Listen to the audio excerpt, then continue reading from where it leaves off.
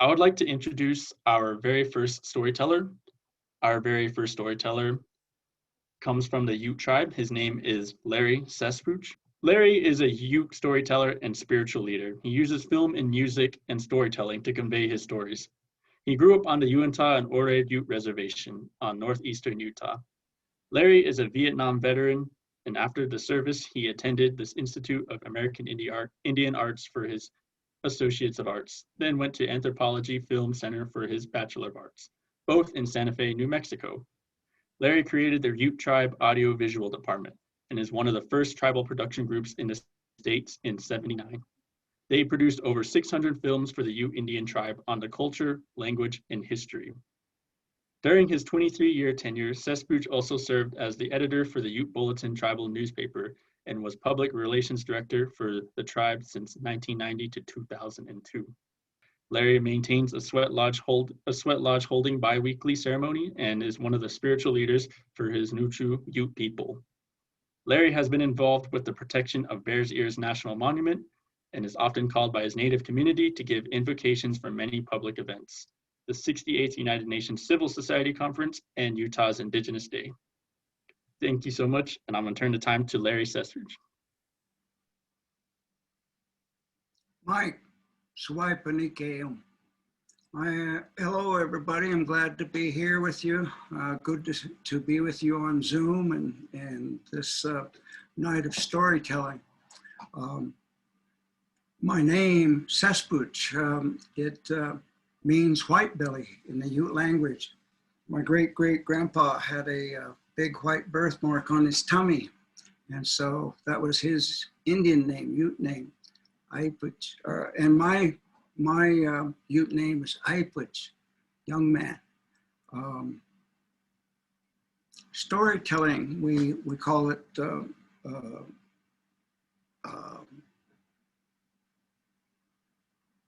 storytelling is the way that our people used to pass on and learn from the stories that we talk about. And it's not like today, you couldn't come home and turn on the big screen TV and watch Netflix and all of the other things that we're so used to today. Back in those days, you were surrounded in snow and in a teepee. And so you would call in a storyteller, and a storyteller would come and he would tell usually you feed him first. And then after you feed him, everybody gets relaxed and gets in a position where they're going to hear the stories, and then they start talking. And these gifts the Creator gave us, this mouth, these ears, and this brain is a computer. Everything that we experience in life is here. And so we didn't see any need to write anything. But those things that we did write were on the rocks. And our Ute people are depicted by horses because we acquired the horse, the first to acquire the horse from the Spaniards in the 1600s. And the horses are also bear paw, because the bear is our protector. And so any rock writing you see around with those images, those are Utes that put those there. Our Ute people were in Colorado and Utah, and we were relocated, those Utes, those of us, White Rivers and Uncompahgres, were relocated here on this reservation.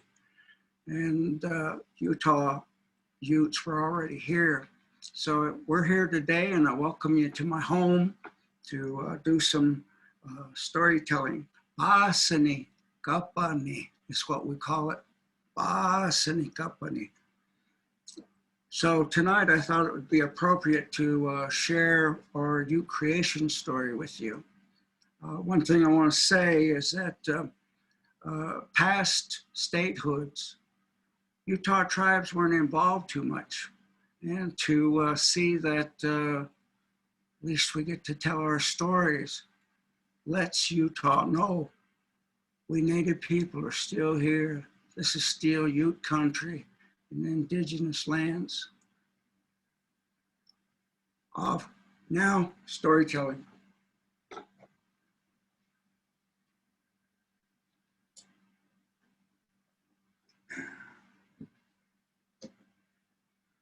Our stories began differently than white men's stories. They say, once upon a time, we say, Weetsudu, which means a long time ago.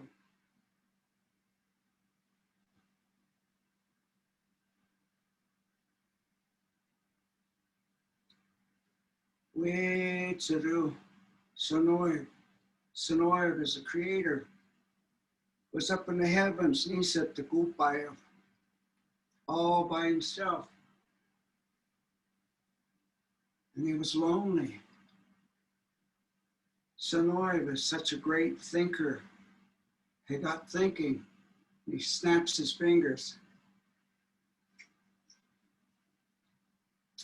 And when he did, there appeared light. Now he could see.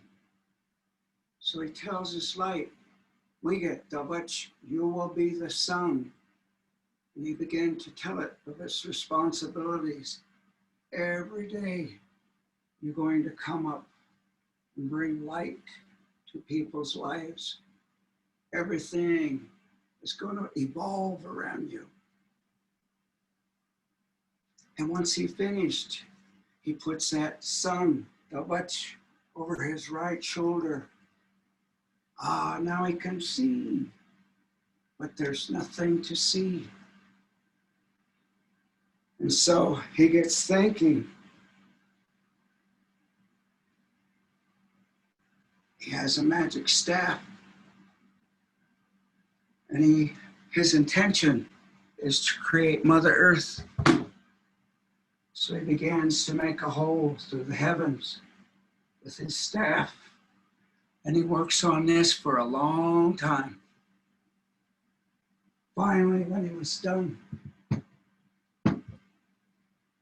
he takes all the contents and starts dropping them through the hole.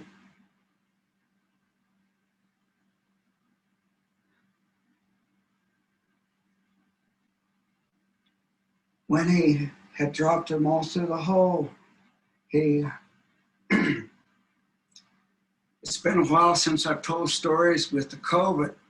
And one other thing I forgot to say was he was so hot from the sun, he created rain and snow, and those were on his left side. So there was balance and harmony. Then his next intention was to create Mother Earth, being Dulip. So once he had filled the hole, he had stepped through the hole.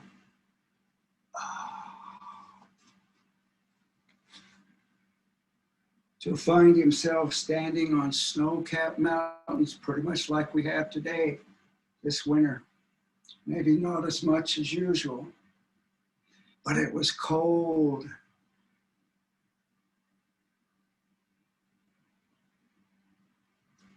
So he tells the sun, Davach, shine through this hole. And when he did, all the snow and ice began to melt.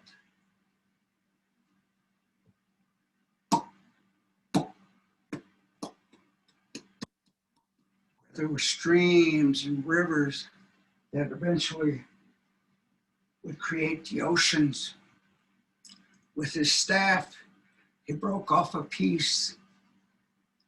And making magic, he rubs his hand on the stick and it turns into fish and swam away. Well, he liked that pretty good. And so with his staff, he creates all the other animal people. And they got along pretty good, pretty good. With his staff, he went over Mother Earth.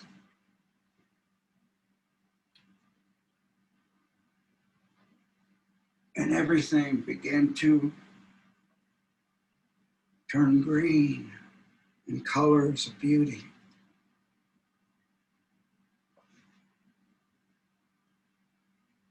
All the animal people got along pretty good until there was one he created.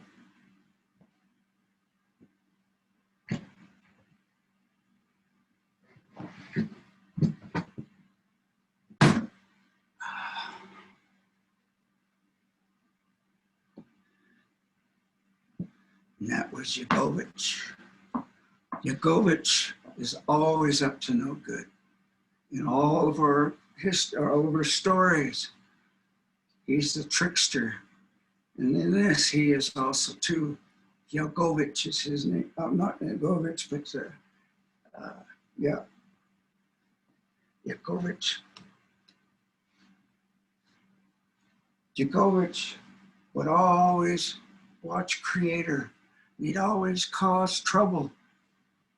So one time, Creator went off, and Yakovich got all the animals to fight.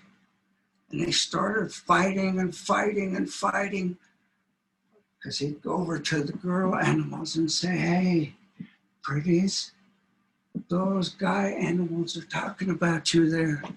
And oh, those girl animals, they'd go, "Oh," they cop an attitude. "Hey, what are you talking about us?" And the guys would say, we're not talking about you." Then he would go over to the guys and say, "Hey, those girls over there are talking about you." And the dudes would say, "Whoa, hey, that's it." Boom, there was this big fight, and all the animals started moving, and there were teeth and fur and feathers flying everywhere. Creator came back and he says, "Stop!" And everybody froze wherever they were. And he said, "No, no, no, no, no. This won't do."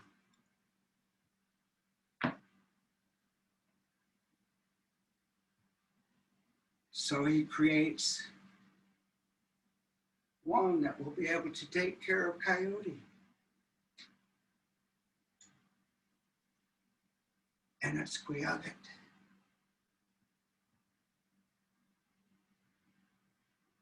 He says, "Quiaget, I would like you to take care of Coyote." So Bear, Quiaget, would set on Coyote when he would start to cause trouble. And Coyote's feet and tail were the only things that would move. He says, "I would like you to be the leader of all the animal nation." So since that time, Quiaget has been the leader of all the animal nation today.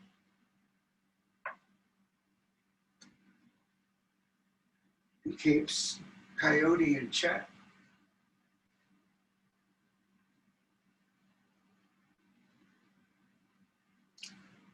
So Sonoy was pretty happy about that. And so he decided to create human beings, us. So he began to go around and gather twigs all over the world, different kinds.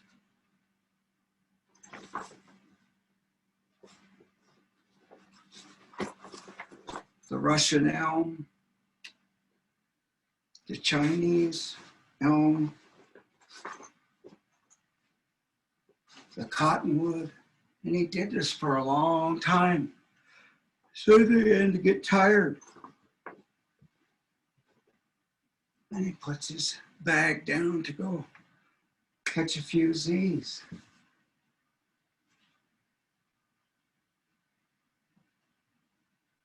And who do you think was watching all this time? That's right, Yakovich.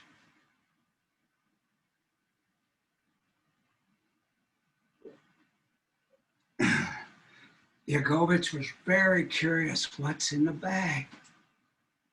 So he goes and he sniffs. And when he does, the bag began to move. Now he's really curious. What's in the bag? What's in the bag? So he has a stone knife and he cuts the bag. How many have stepped on an anthill? Well, you know what happens. All the people started coming out, and Coyote started freaking, and he was trying to put them back in there one by one, and they were running all over the place. And anytime he creates chaos, he runs away.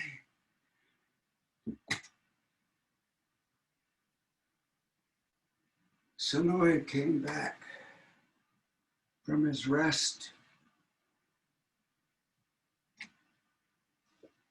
and he sees his bag is empty.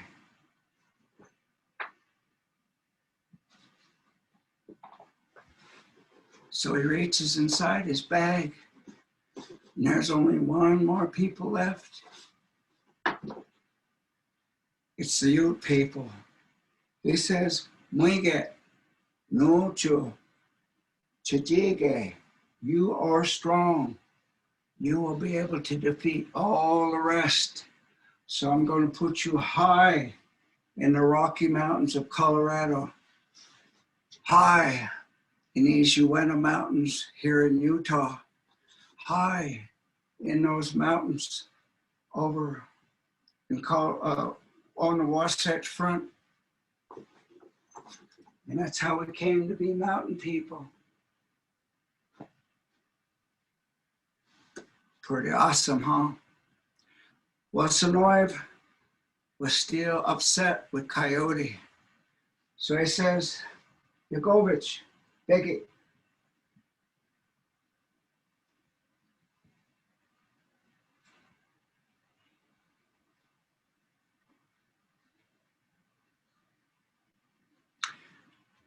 And Yagovich has his tail tucked between his legs, and he's so afraid what's going to happen. And of course, Creator, with all his love for all things created, says, Yagovich, I had plans to put everybody equally around this earth. But because of what you've done, every night you're going to cry to that moon. Oh, oh, oh, oh. Who still hears Yagovich out there tonight and every night, still paying penance? Oh, well.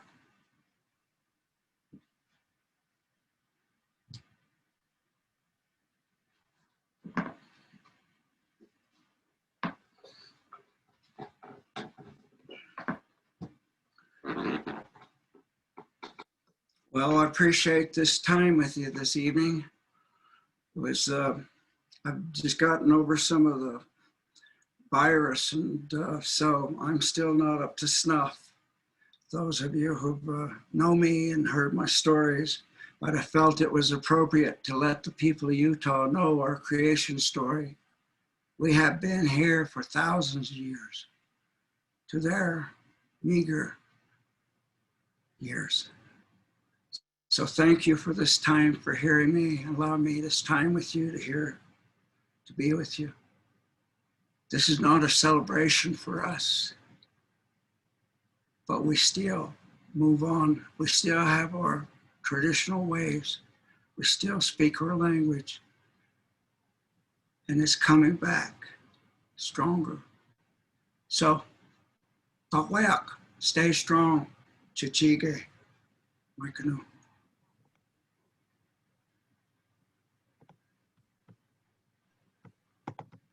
Kai, you can take it over. Thank you very much.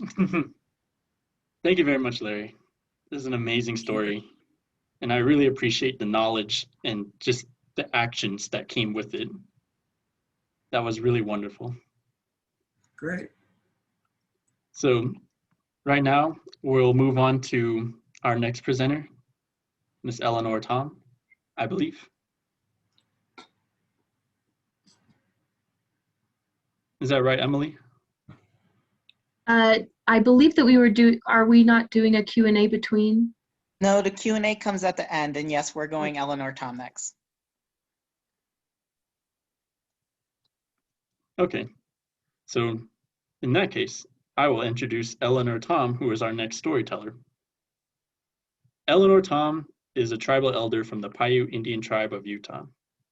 She is a member of the Cedar Band of Paiutes. Eleanor is a grandmother, a mother, a sister, and a wife. She has been married to Walter Tom Sr. for over 60 years and has 5 wonderful adult sons and daughters and is blessed with grandchildren. Eleanor has participated in many cultural programs with decades of experience in sharing her insight to the Paiute culture with those who are interested. Eleanor speaks fluent Paiute. She was raised by her grandmothers and great aunts who spoke nothing but Paiute. That is where she learned and listened to many stories that they shared with her. She enjoys sharing memories with those that have an ear to appreciate the culture. If you have the time, she can share the good story and a smile. So, I introduce you Eleanor Tom.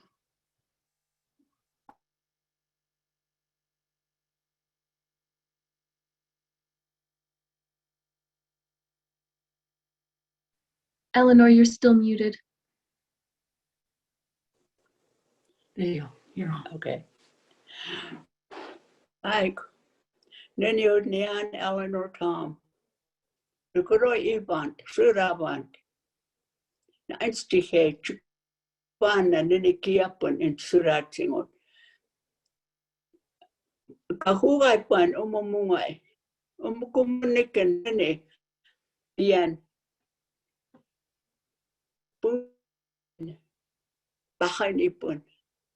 Nakakai ku uru. Ay kanayam. Nisumay ka ku. Unganapong ukay. Inukari. Nakakariyuk. Tukuan ururoy num umapuk. Mara. Tukuin kukwam.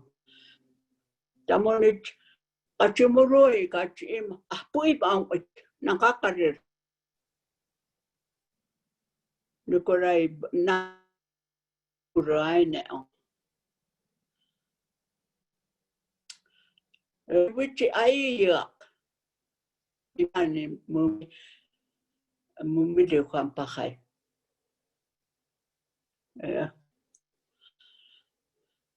Nuria, oh, did I speak? You speak English. Speak English. Okay. Let them know what you're saying. My name is Eleanor Tom, and I live in Cedar City. I live in Eden. I was raised here as a child in Cedar City, raised by grandmother and one grandfather, and they always spoke the Indian language, Paiute language, and that's all they spoke. It's the Paiute language, and I sure loved my grandmothers. And if it wasn't for them, I wouldn't be here. And because they're the ones that taught me what I have to do, what I got to do. And we were poor. I always tell this stuff, because we were poor. My grandmothers, didn't have welfare. They didn't have welfare then, I don't think. I never seen them have any money. So my grandmothers were basket weavers, and they did a lot of beautiful buckskin clothes or gloves and moccasins and whatever it may be, and they were beautiful beaters. What they sold. That's what they sold for us to get a little bit of coffee and flour and sugar or whatever it was. It was important food. It wasn't like candy or all that kind of stuff. That would have been good. But yeah,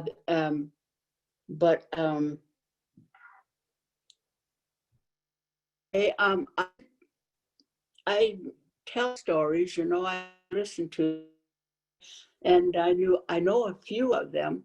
But getting old, I don't remember it anymore. And that's a sign of old age, Einanur. That's what I always say. And Walter and I have 5 kids, 5 children, and they're all grown up now. And we have 5 grandchildren. and well, -1. And so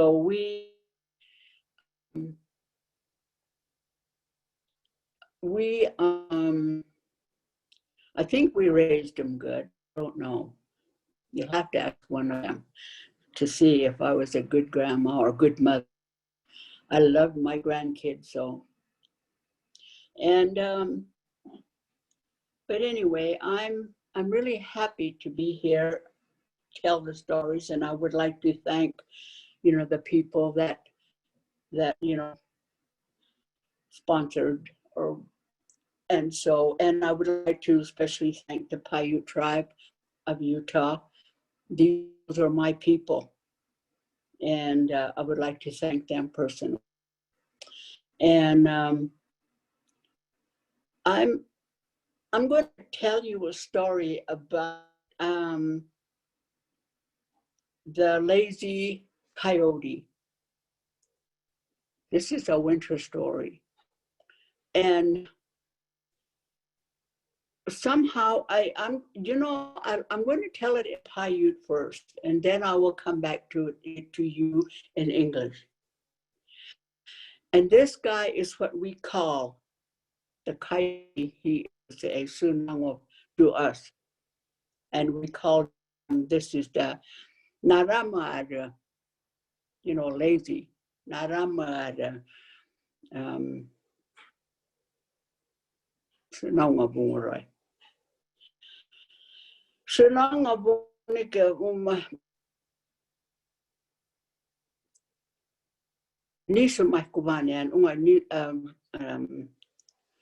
oh heck, I can't really that paper. I'm going to tell you the story, and here it goes. Ni sumunipakante mam mem aputingani ngomurapakante me piabu ngone murapakante the animal. Atamuni Urutkapiab, Urutkavanayab, Nubanwan Quack. Unabe Urubano, Kosuru, they're picking their, getting their winter supplies. Then when it's Unsunangwa Bunguba, na Punea Biam. Damunich Mike, hey, when are you going to come over here? You better start making your winter food. Ike each ko kanunin pa hike. Each ko hampa kanunin pa. Tuwing ako muning Nubang pa durulo hike Tawun na dya each ko kanunin pa hike. Mabangro ungabi. Abin Puneabi Tukapiam Urunisha. Tamunichum Maikang me Tungwinia. Ay, kuhampakanuning ang pahahing umiwas. Tu withampane ang unika mang manara mga kang umem paabitingom. Nara mga nguro ay mang supay ay pan. Kachika bang wait. Ay kang umem. Tangunich mga sama. Mahay kahaburoy. Tu withampane ay kang umem me meaptingom. Kamunich ay ang paabitingom. Tungin niya muning white. Each ko hampakanuni bike. Pinang ko ako or. Nuaruro nengo. Tubit purang. Suhtoy. Tangunit o nebang wakos. Tubit suhtoy. Unga sunit ung sunawa.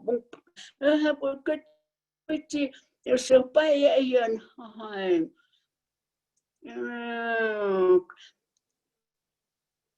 Uma abdi piaba ngane uma. Kachum ne me bachukwa ap ay ngum. Me epichingo ne makay pa abdi kachiba to kwa kachurang nakakaya pang. Tango ni chung ni like Tukuyayon, supayayon, tango ni chung baklay kang maruna ura door of ura. Tango ni chung sutika. Tango wasa. Imisa pa kunguro ay marani kung kwantat. Tira na niya, numim ay kayom. Kabanem uro wachuba na am. Ay kayom. Nangay kayom.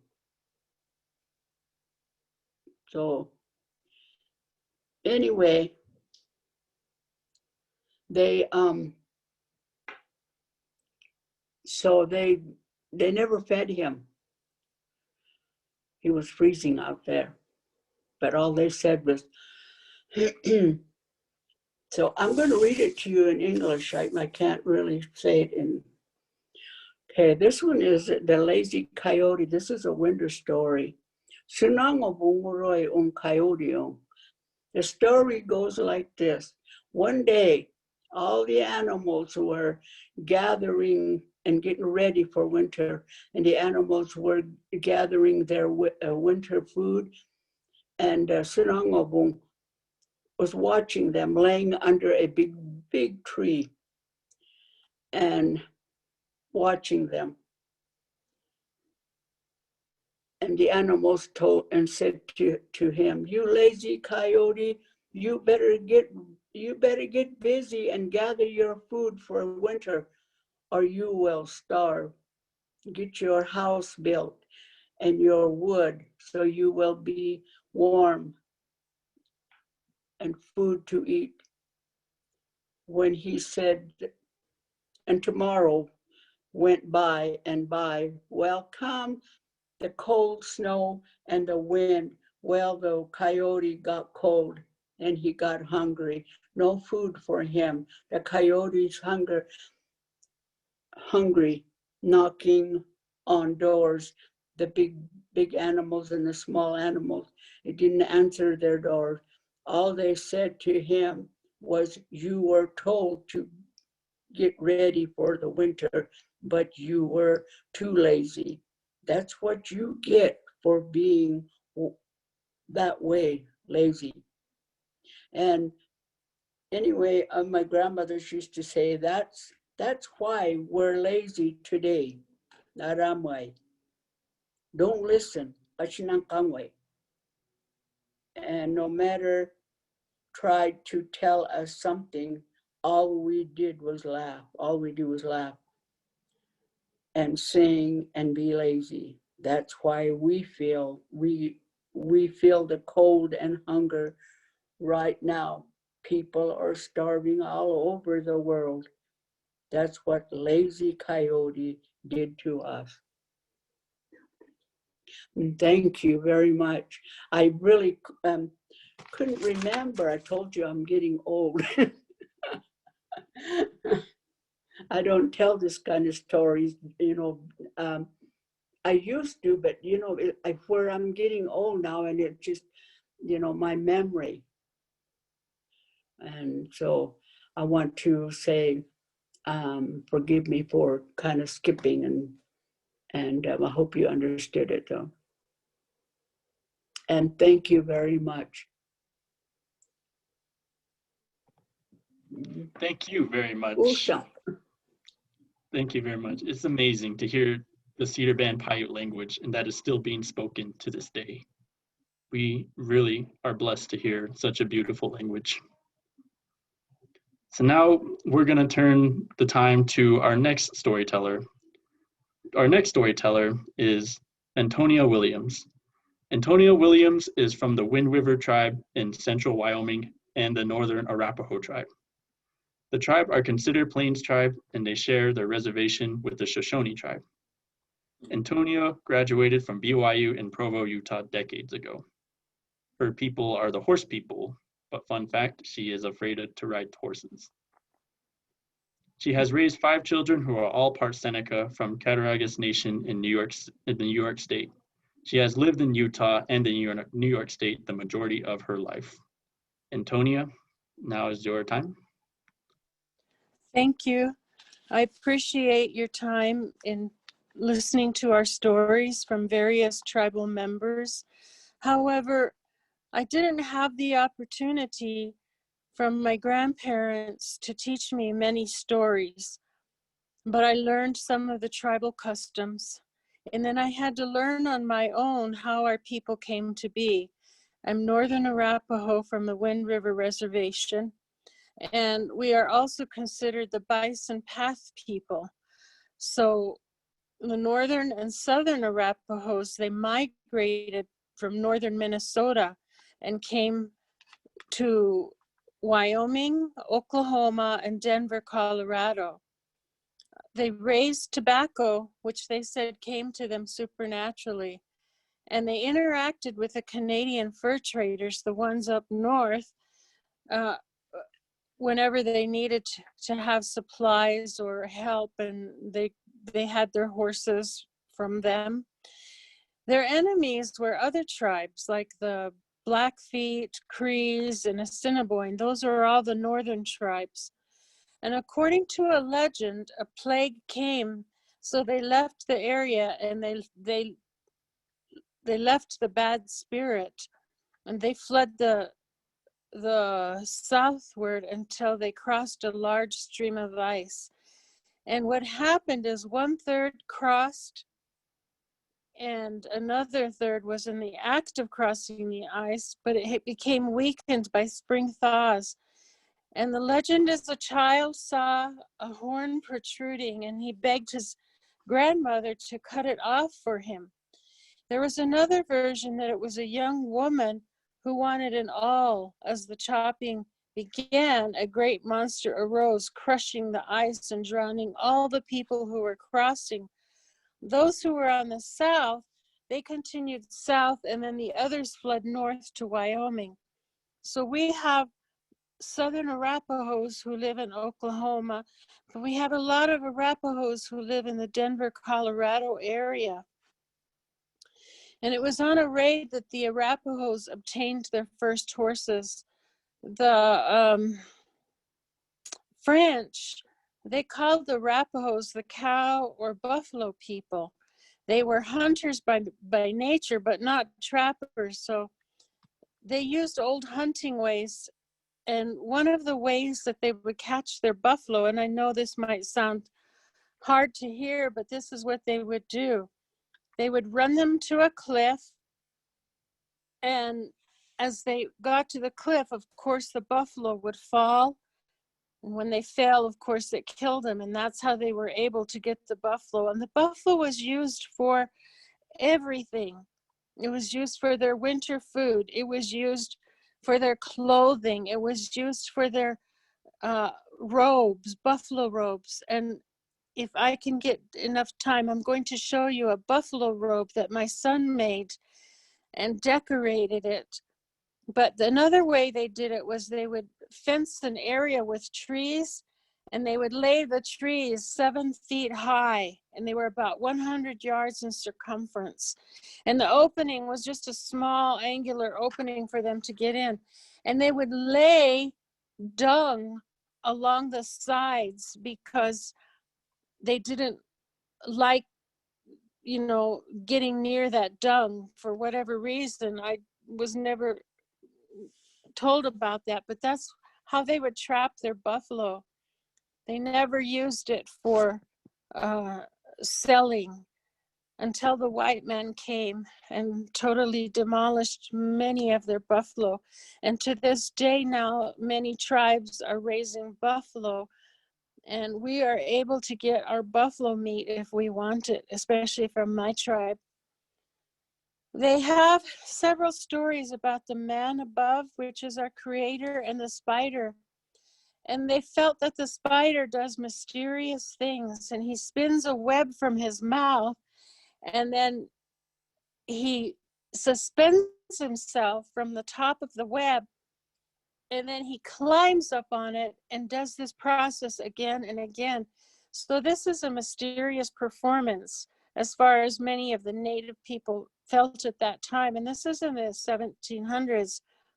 And the Arapaho people believed there was a superior being, but they didn't think the spider was a superior being.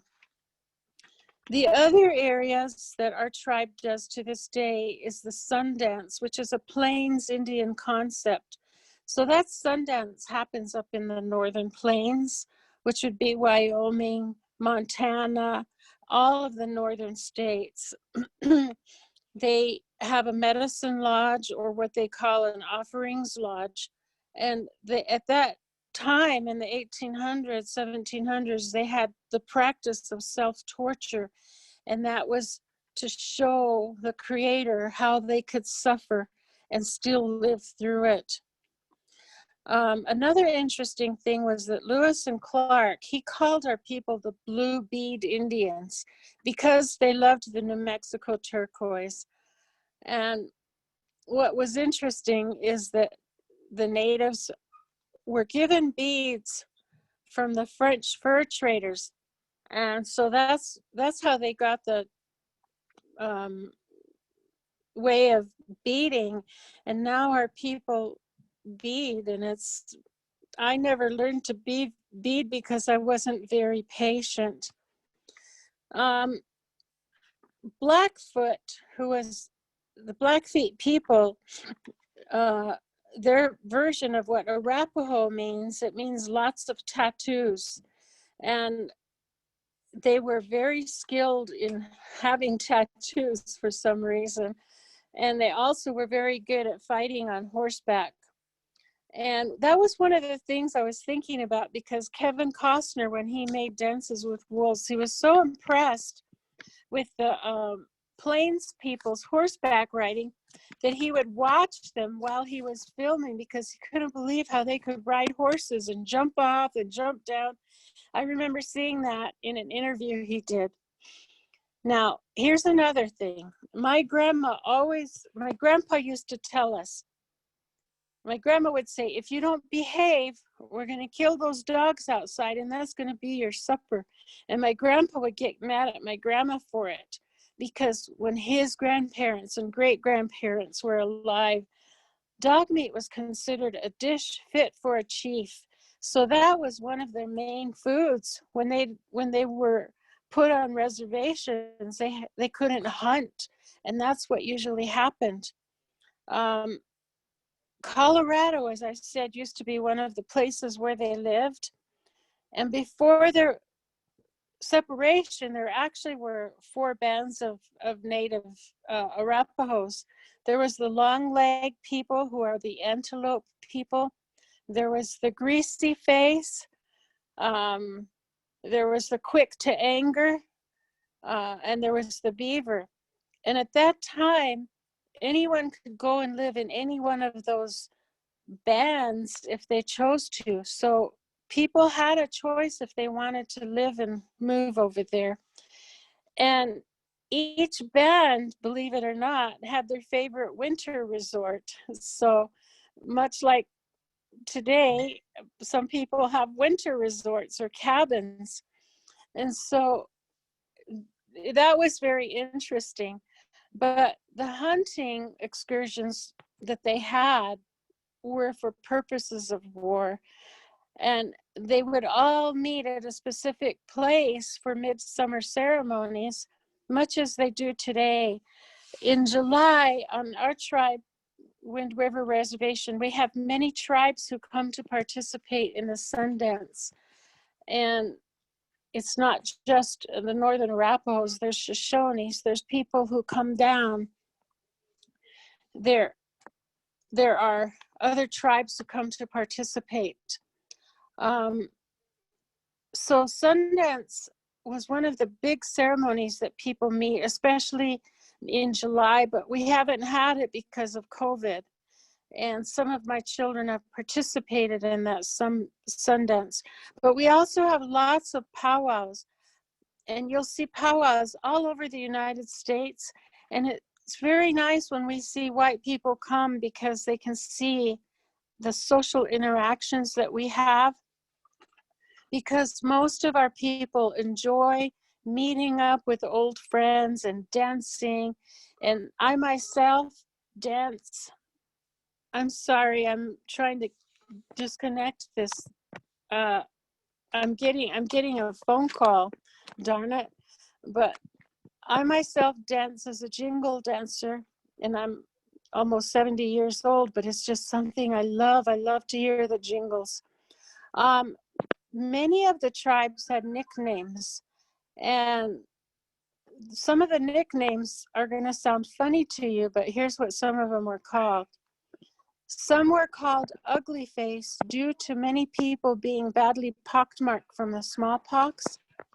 And some men, because they were small in size, they called them funny people. So even then they had nicknames for them. And I know it sounds kind of cruel, but that's what they would do. There was different kinds of natives with different kinds of people for the different bands.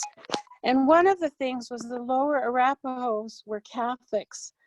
And we had a chief who was called Chief Sharpnose, and I've seen pictures of him, and he was a very tall, handsome man. And so people looked up to our chiefs. So any of the chiefs that were put in because of their well-being, liked being by other tribal members.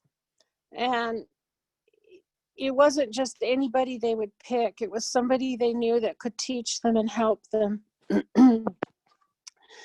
Let me think. They also believed that thunder and lightning were produced by a thunderbird, and they felt that the wings caused the sound of thunder, and the lightning was produced by the eyes of that bird that would cause the lightning. So there are some things that they did that had meaning to what they believed in.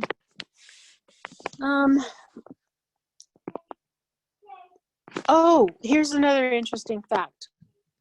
Buffalo manure was used as a baby powder because it had it was very absorbent, and so when they put it on the baby, because if they were traveling or whatever, it didn't chafe the baby's bottom.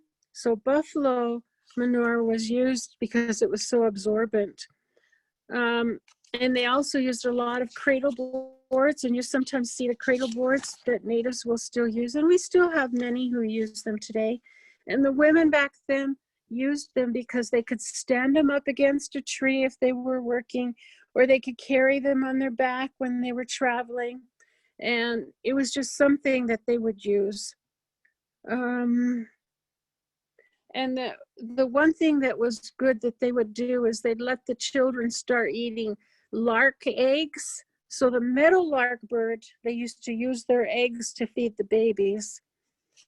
Another area that they believed in was you know how you get dust clouds or big whirlwinds?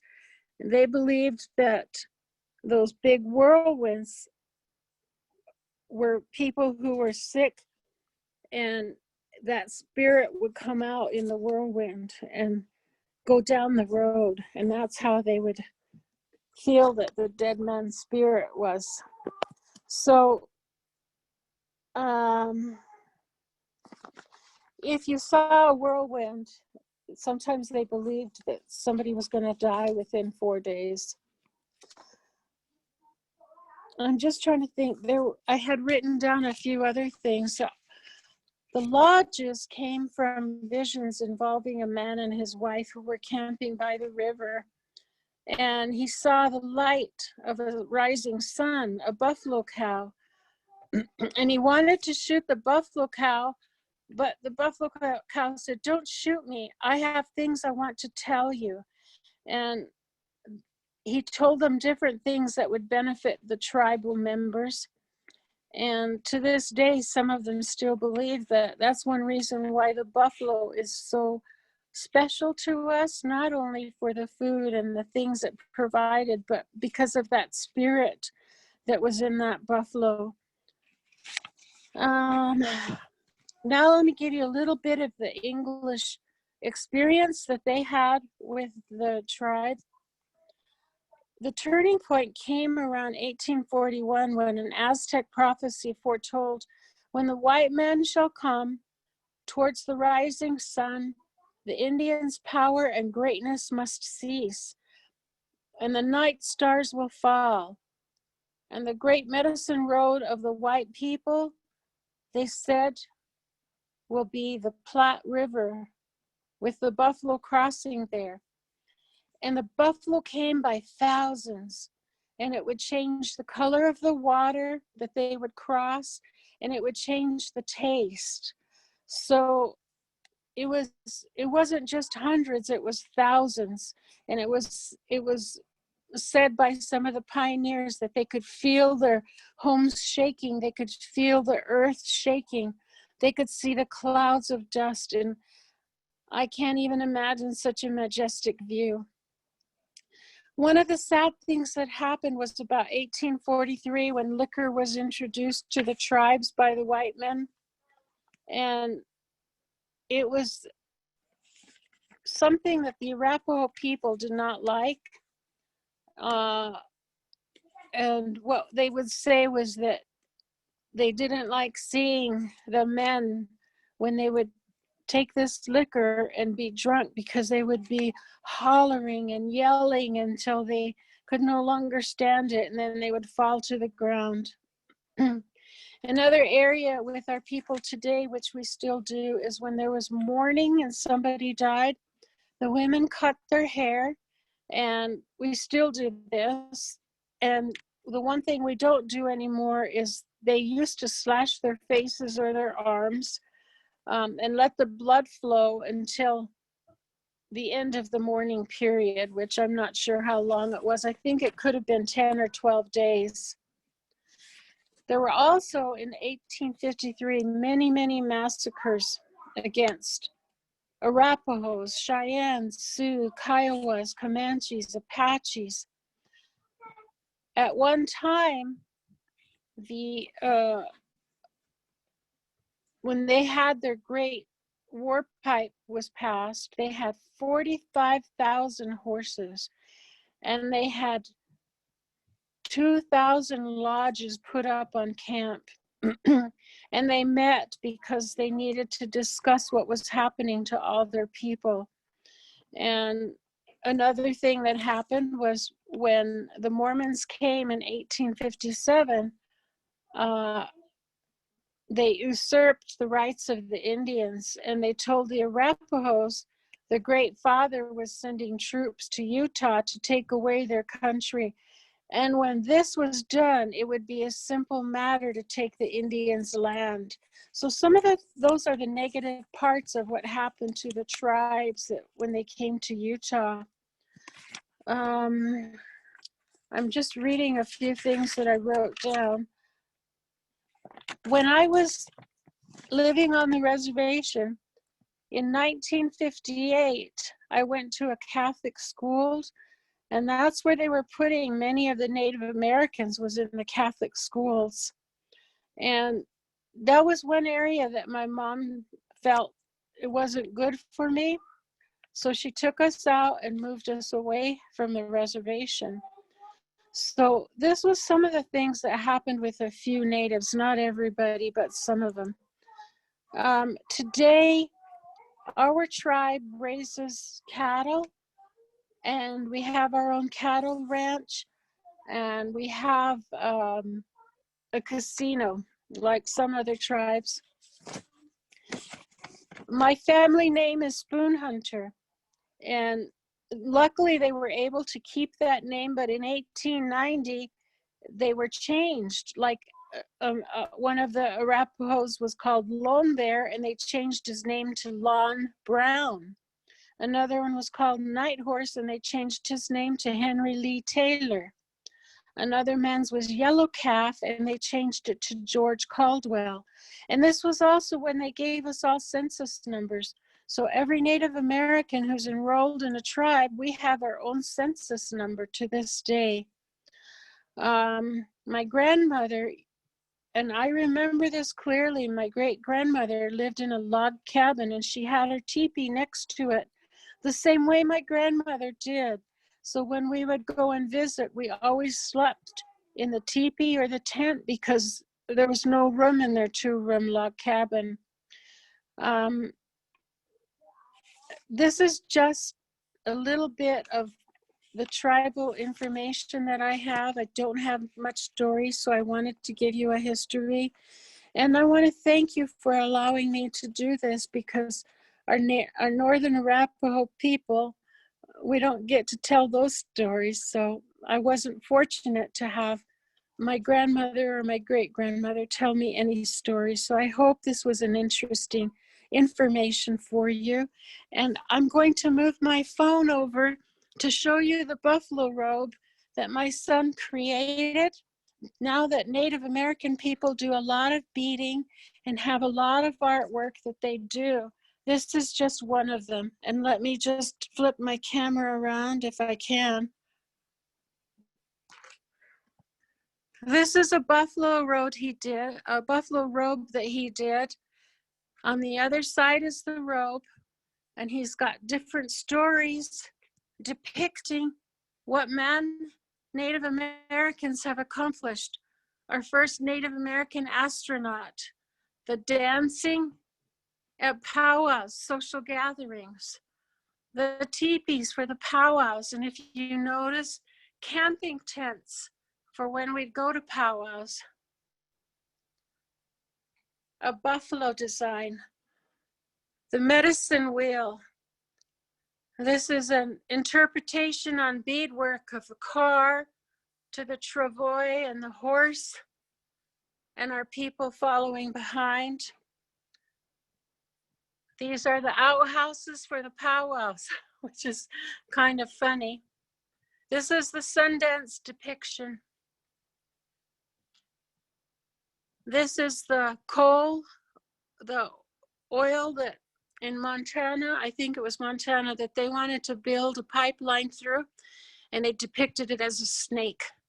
So that's just one thing that I wanted to share, because my son is one of the artists for a tribe as well as another son. So let me go back so you don't get a whole view of his house. So thank you very much for asking me.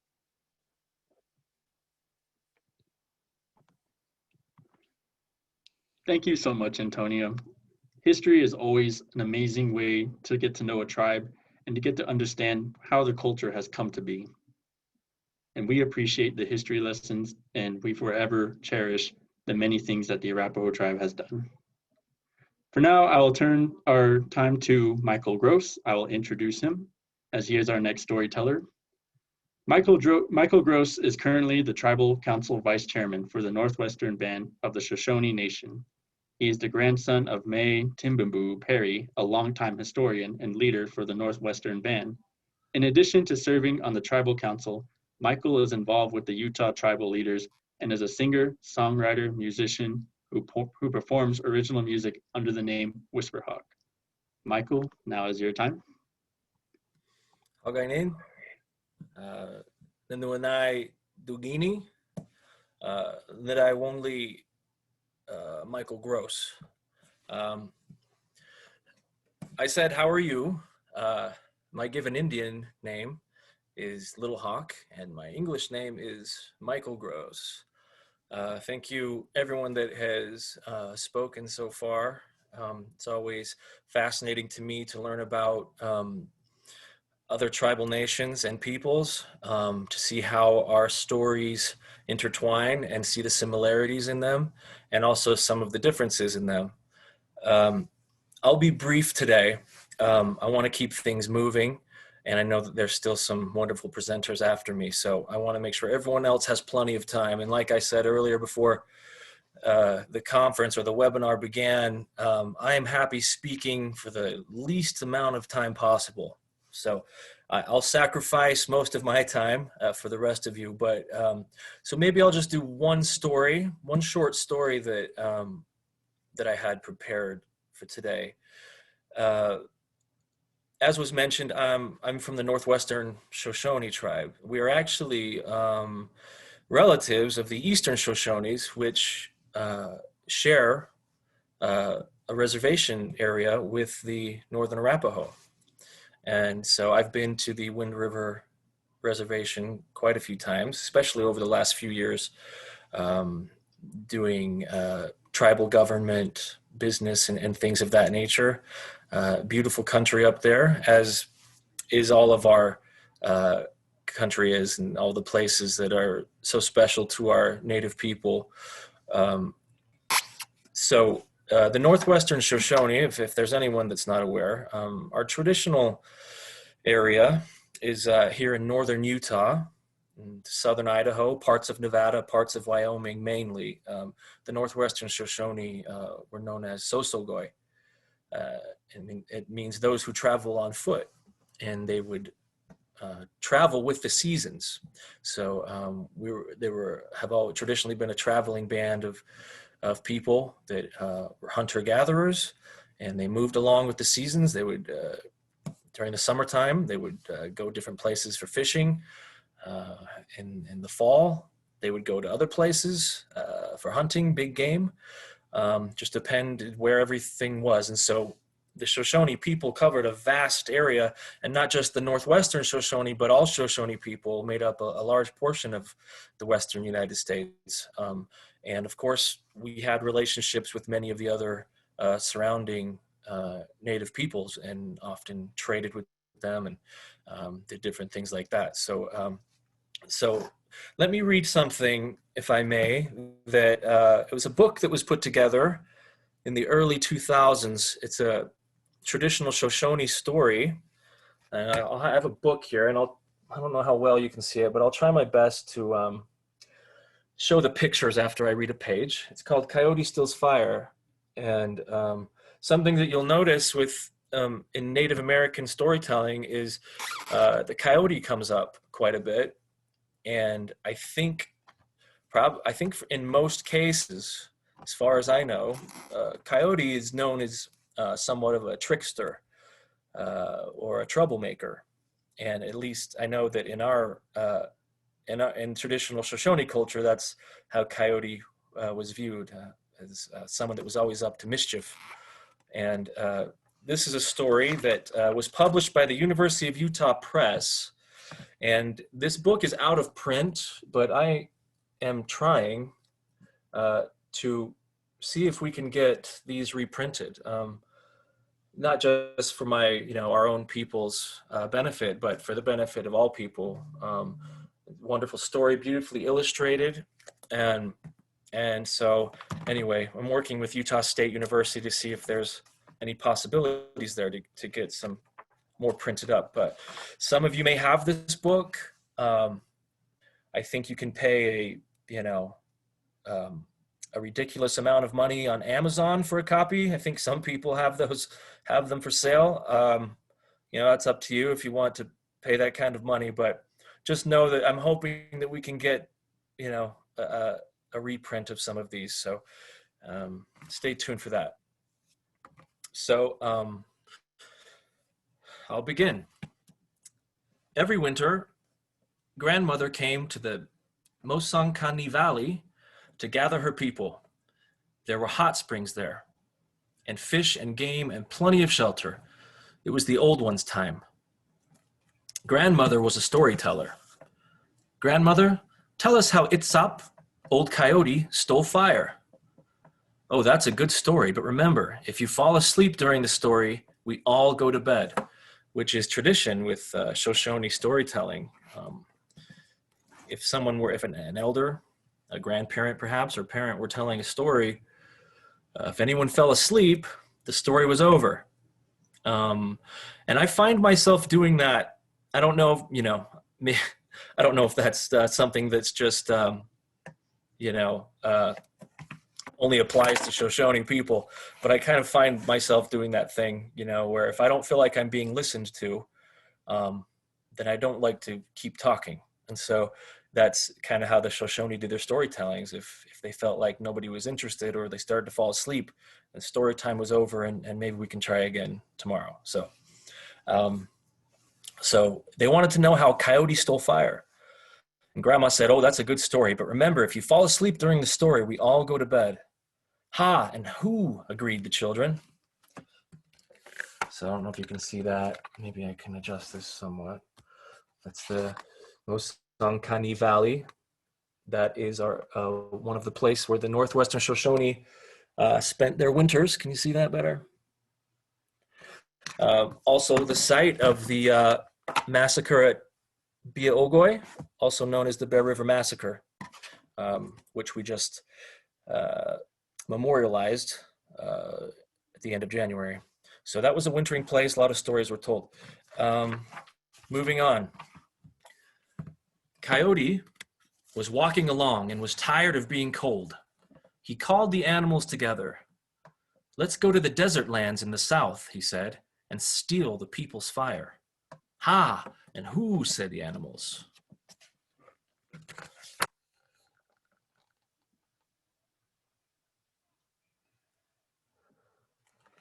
I don't know how much you can see because my screen is very small and this looks very small from my view, but hopefully you guys can see the illustrations because they're beautiful. So on they were. Coyote and his friends were on to steal some fire.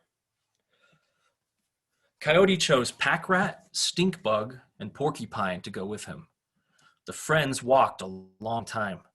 They watched the landscape change from pine to pinyon, from mountain to desert.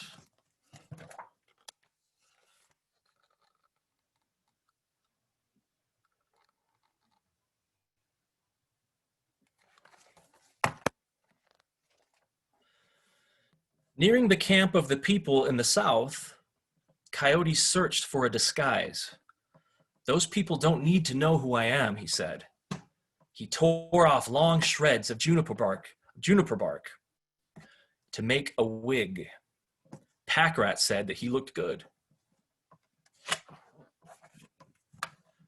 They found the people dancing the round dance.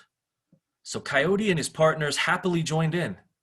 The girls thought Coyote was handsome in his wig, and that Porcupine's quill dress was very pretty. Stinkbug jumped up and down to impress them, but they didn't think he was good looking. They danced all night. Poor Stinkbug, right?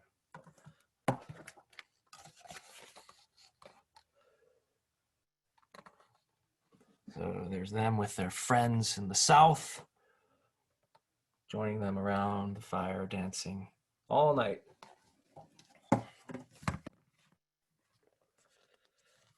At dawn, Coyote danced closer and closer to the flames until suddenly he set his wig on fire. Then the people said, It's up! He's stealing our fire!" The animals ran for the hills with people right behind them. There's Coyote being mischievous again. So Coyote took off and ran for it with a burning wig. At first, they caught the slow ones, Stinkbug and Porcupine. Pack Rat and Coyote ran and ran, but the people followed fast. When he couldn't run one more step, Coyote tossed the burning wig. Coyote tossed the burning wig to Pack Rat. Then the people caught Coyote. Pack Rat kept running with the fire under his belly, the fire wig under his belly. He watched the landscape change from pinyon to pine, desert to mountain.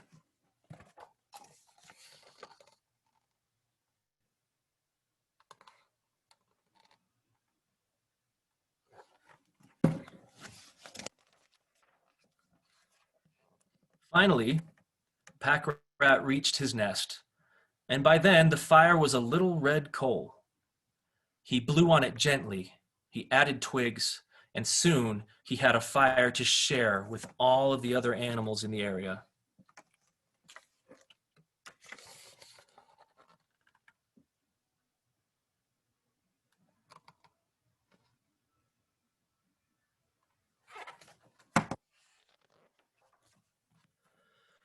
They divided the fire into 4 different directions.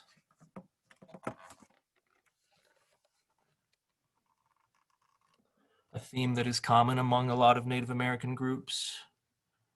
4 directions.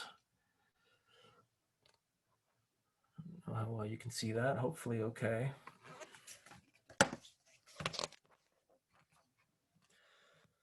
Is everyone still awake? Grandma asked. Ha! And who? Said the children. That is the end of the story, said Grandmother.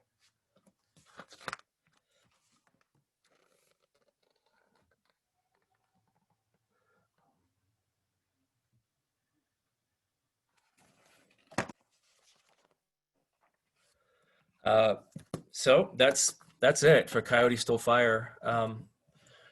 There's many lessons that can be pulled from stories, traditional stories. One thing I always appreciate about them is often the humor that's found in stories. I like that some of our ancestors, and many of our ancestors, I would say, had a sense of humor about things, and their storytelling often reflected that.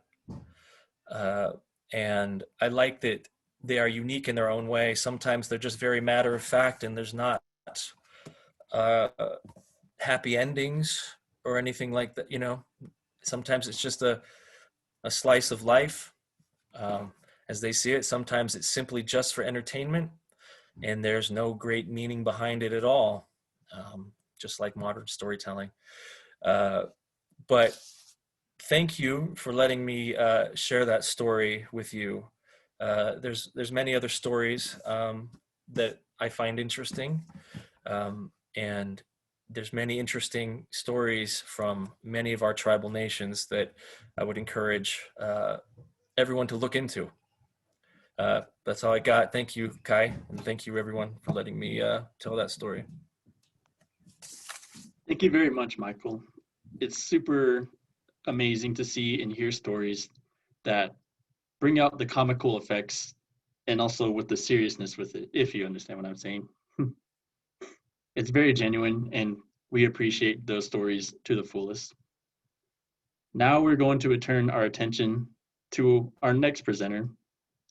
Our next presenter is named Gaylene Dawes. Since 1984, Gaylene Dawes has volunteered at the Salt Lake Urban Indian Center as an advocate for our Indigenous Native community. She served as the secretary and most recently the vice chairwoman for our Wisdom Keepers Elders Group. As a paraeducator for the Salt Lake School District, Special Education and Title IV Indian Education have been a significant focal point in her livelihood. Her goal and purpose are for the betterment of the lives and future of our children and their families.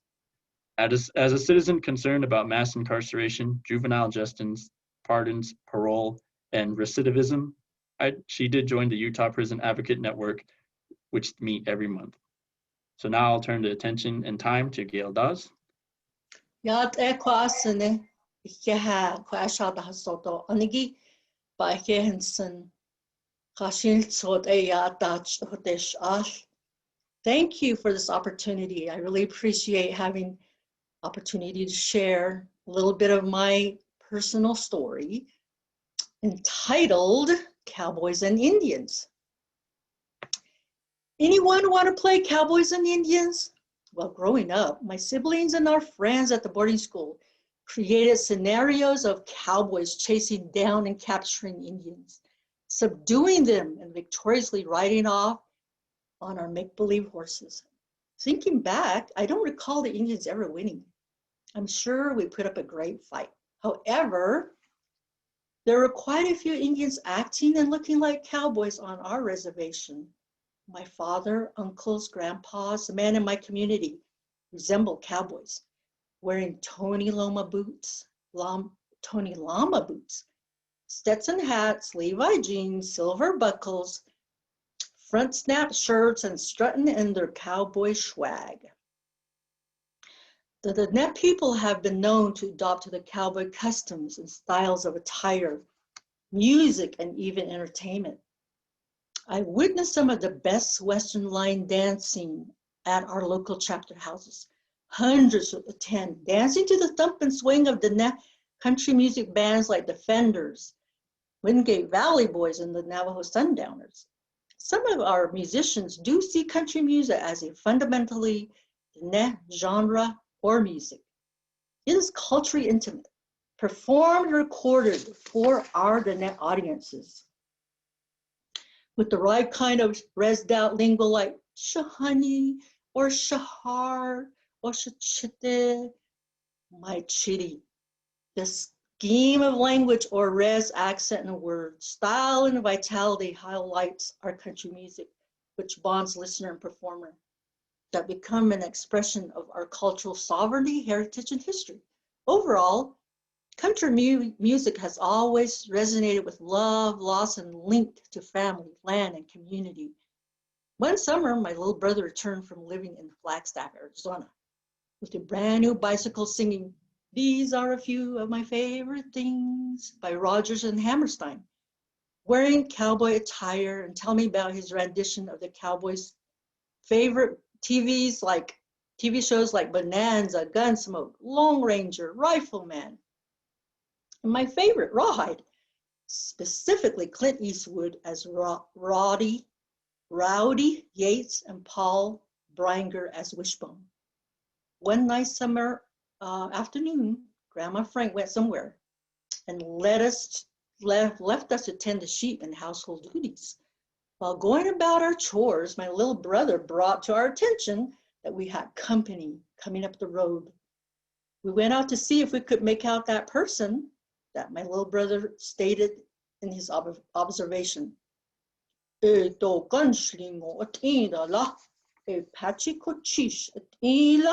goes, that means that's not gunslinger, that's Apache Cochise.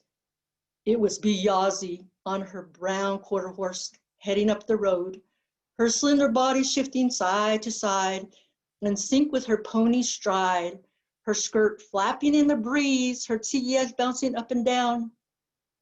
Whenever Grandma left, Bee would pay us children a visit, usually to catch up on the latest gossip. As I recall this memory, I wondered, who is Apache Cochise? An individual that captured my little brother's admiration. Cochise was born in the Chiricahua Mountains in Arizona in 1805. His father and grandfather served as chiefs of the Shoshone. Cochise was a prominent Apache warrior who took part in battles with the Mexicans along the Gila River. From 1832 to 1869, Cochise led his warriors to defend their land in Apache Pass. Chiricahuas in Arizona and Sonora, Mexico, which exemplified that he had the ability to lead. When Narbona died, Cochise emerged as a leader. And then in 1872, Cochise met with General Howard, at which agreement was made to establish a reservation for the Chiricahuas in Arizona. Soon afterwards, on June 8, 1874, Cochise died in the Dragoon Mountains in Arizona. His son Taza followed his father's steps by leading his people.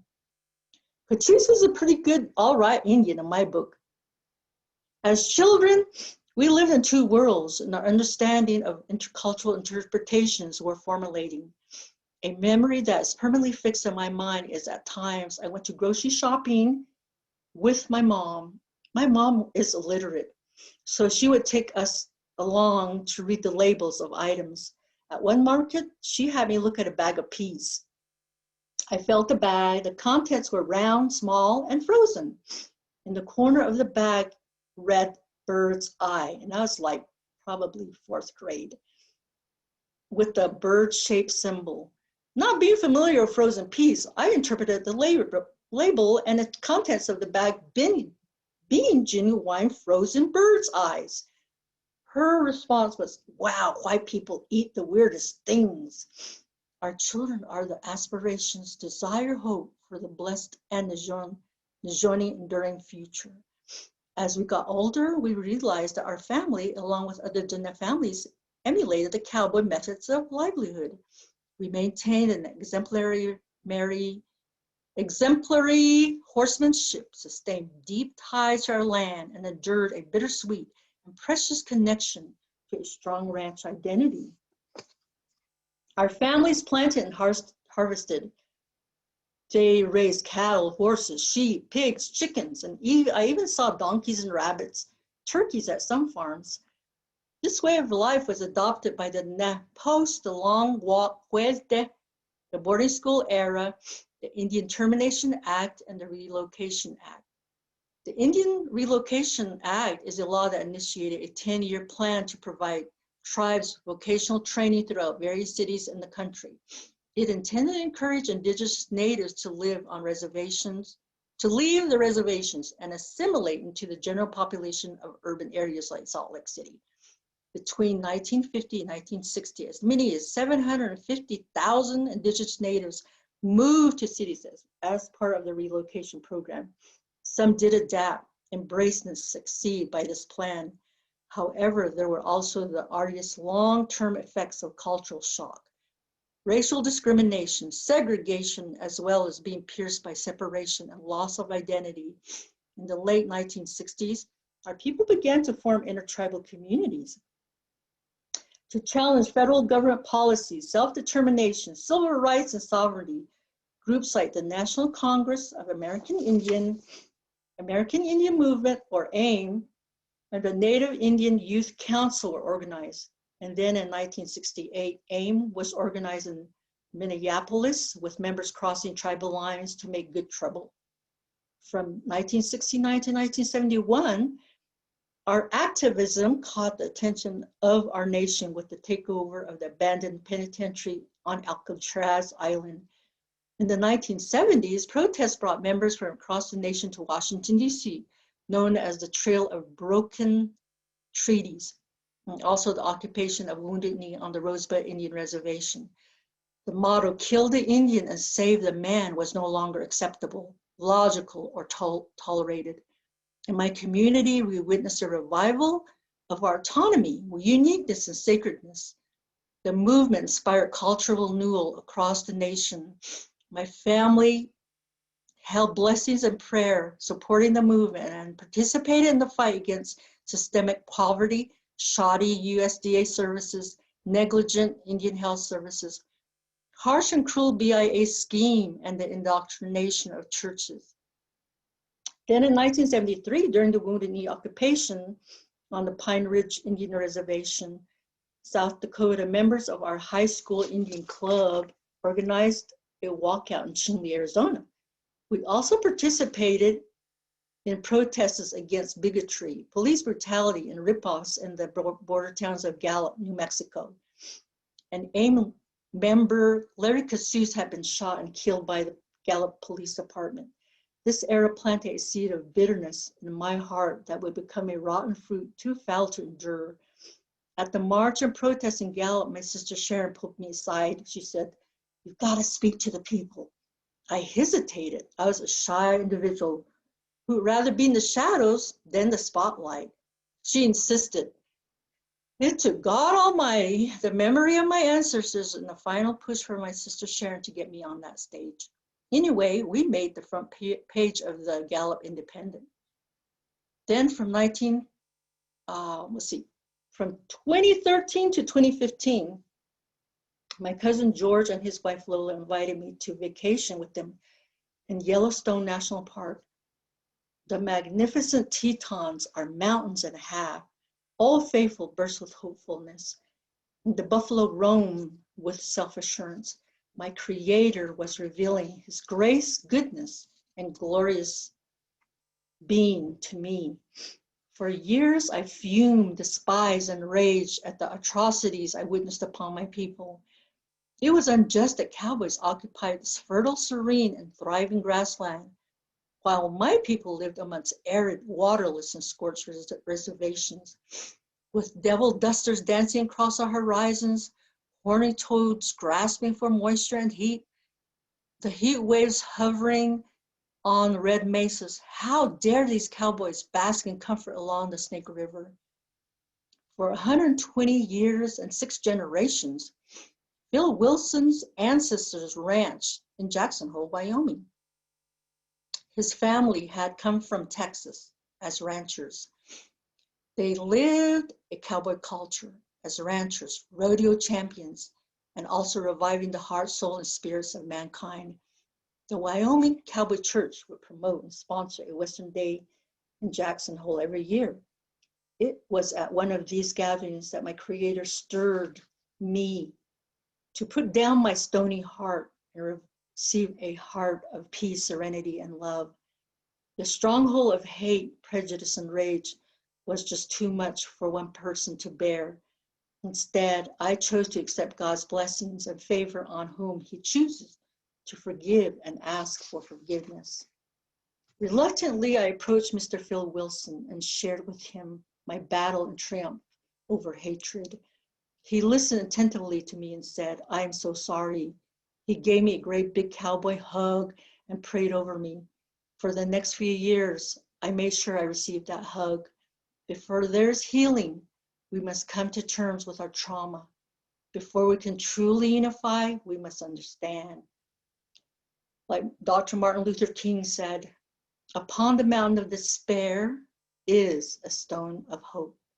And that is my prayer and blessings on each one of you, storytellers and our audience.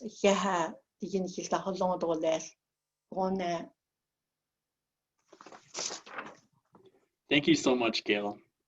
And I really wanted to say that stories are still being told to this day. There is old stories and there's new stories being formed. It's an art that is ongoing, no matter where or what is happening. Right now, I will turn our attention to our last storyteller of the night. Our last storyteller is Rose Jakub. Rose Jakub is Navajo from a small community called Chichimbito, Arizona. She attended boarding school in Kayenta and then went on to Snowflake, Arizona, where she lived with an LDS family and graduated from there. She served a mission to her people and attended BYU and UVU, which at the time was a technical college. She has 2 beautiful children. She is not yet a grandmother. She at the moment works with Granite School District, working as a mentor to Native students in elementary schools.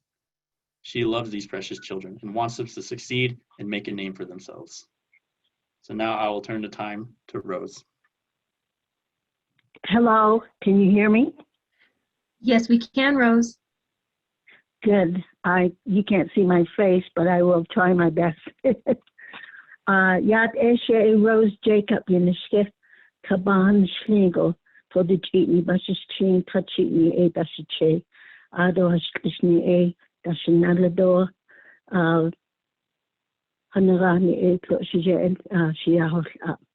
I'm very happy to be here this evening, and I just wanted to share my thoughts. And I am Dine from Arizona.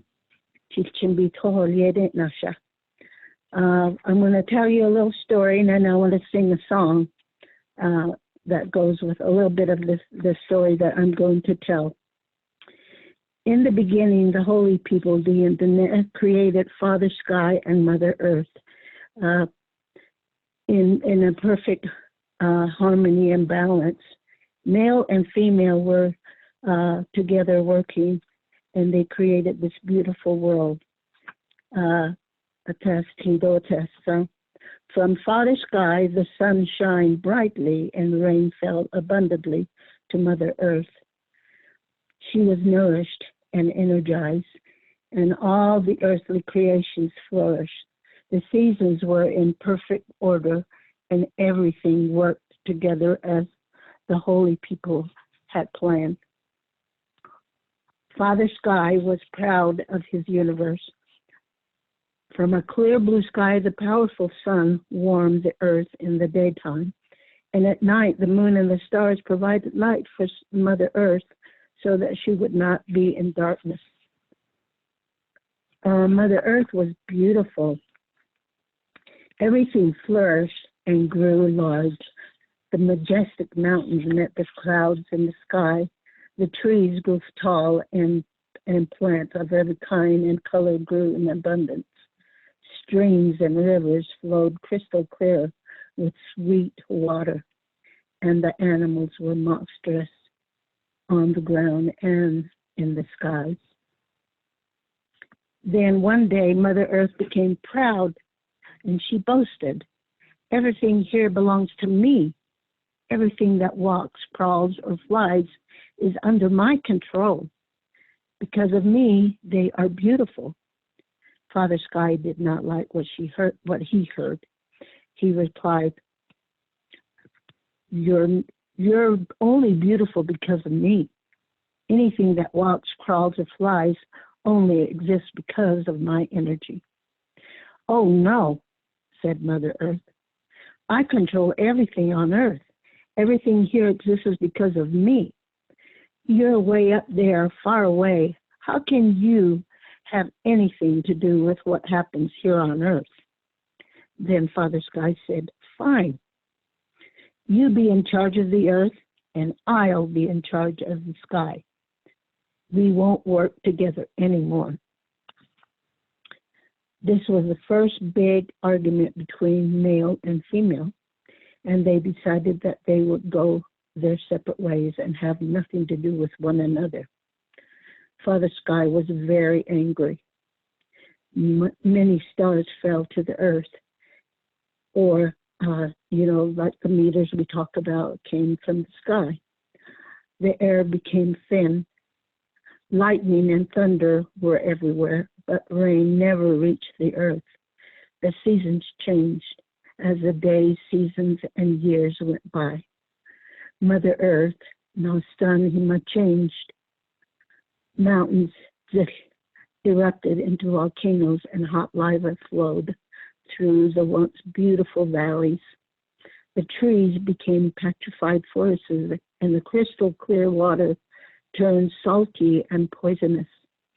The vegetation disappeared, and the huge animals in the sky and on the earth died off.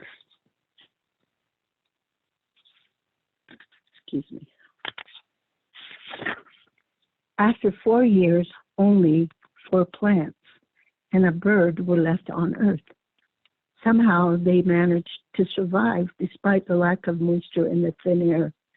It was time for the holy people, the Dine, to come to the rescue. 12 of them got together with the survivors to talk about what must be done. They said, "We don't like what's happening here. We've got to get Father Sky and Mother Earth to work together again. The land is ruined. Our creations are an ugly sight." This is when the 4 plants spoke, and they went to Mother Earth and told her, "Because you cannot get along with Father Sky, we have suffered. You are losing your beauty as well.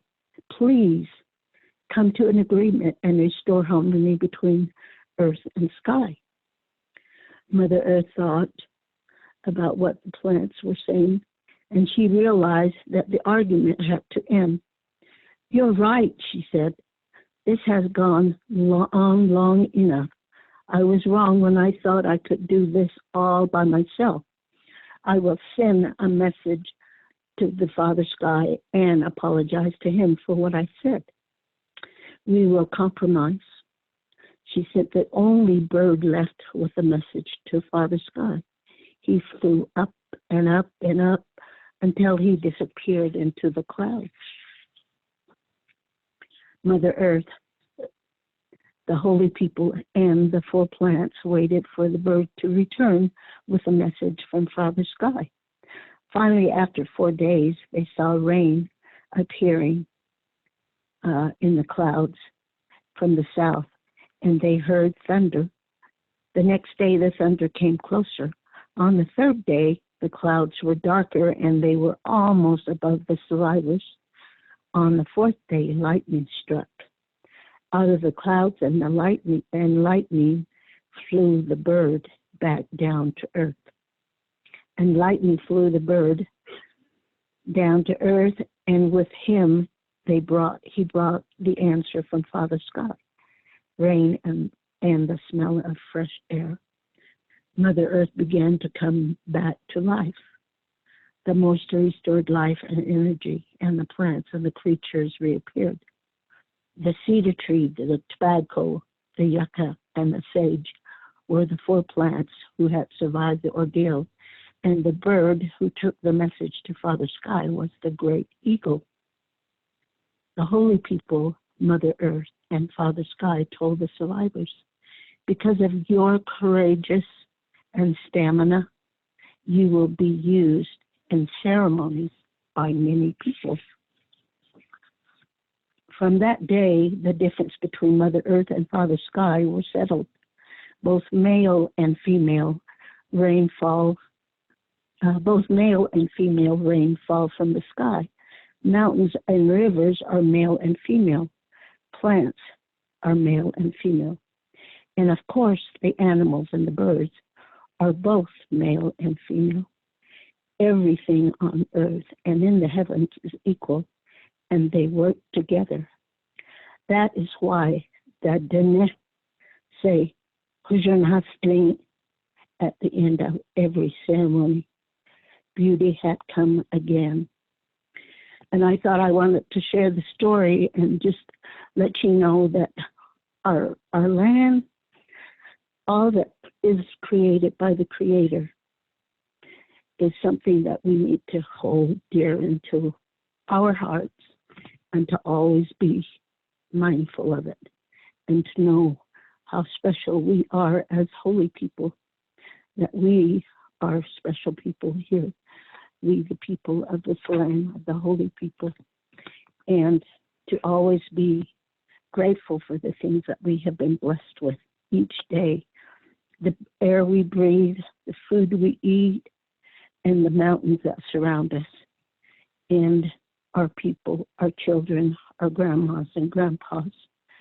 And always when we look at the corn, the way it grows, the way it's planted, it is put underground, you see the seed start to grow when it is nourished.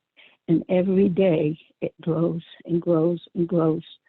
And when we look at ourselves as babies, this is how we grew. We were given nourishment, we were given love, protection, and all these things. And now when you see yourself growing, and us who are getting older, at the very tip of the corn, you will see the little hair, the white hair, and that is old people. We are up there, some of us that have gray hair.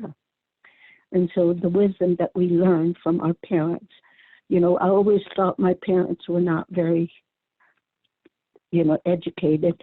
They may not have gone to school, but yet I know that they have great wisdom because they have been through some of the trials and some of the things that we haven't been through.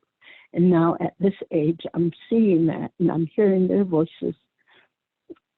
They have taught me many good things, and I am so proud of my parents and my siblings and for the things that we've been taught.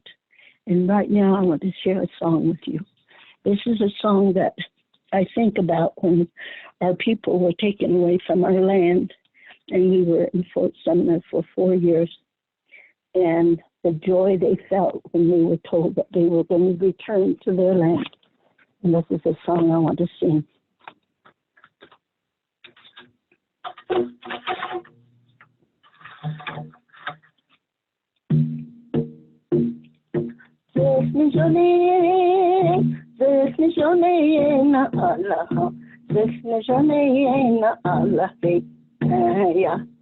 Dola dola ba hujoko tsna alaha.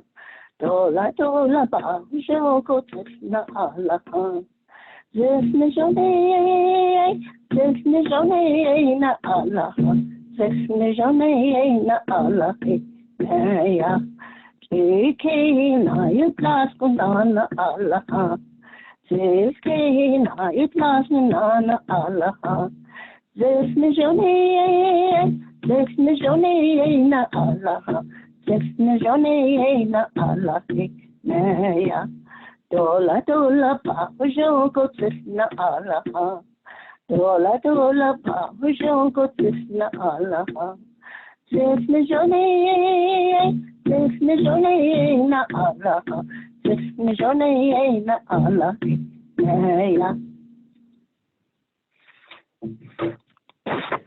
Thank you so much for letting us participate and share our thoughts.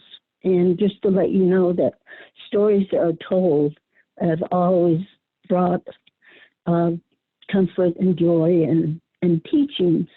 And with my students, I'm always sharing these stories with my students about the coyote. And I ask them questions at the end of each story that we tell. And they always find joy and they always have something to share. And I'm so grateful to be a part of the Granite School District and helping our little children learn more about their people.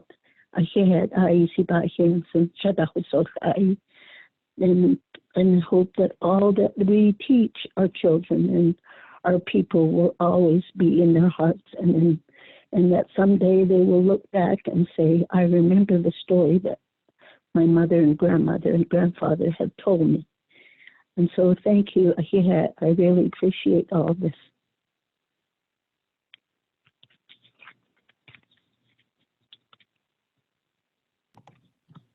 Thank you so much. We are very blessed to hear both a story and a song from you.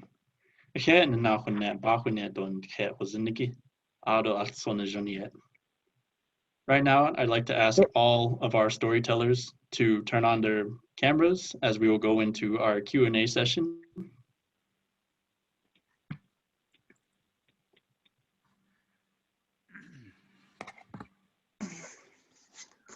Okie dokie.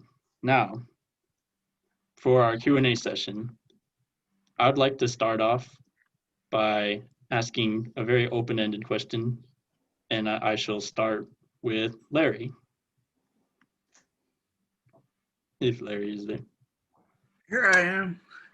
Hello, Larry. What's up? So, we noticed that in your storytelling, you added a lot of movements and figures and speech. You had the headdress and the coyote. So, when you relate these creation stories in your own language, do you include dancing, singing, and other assists in retelling as far as your own tribe? Oh, for sure. You've got to bring the story alive. And you do that by all that movement. I appreciate that song. That was a beautiful song too, by the way. And sure, I think depends on who you're telling the story to.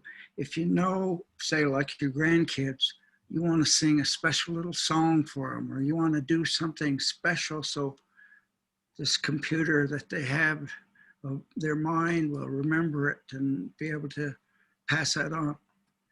So yes, definitely singing, dancing. I think that brings the story to life. Thank you, Larry. And for this question that I have received, this is for both Michael and Gail. So in your stories, you read from books and literature.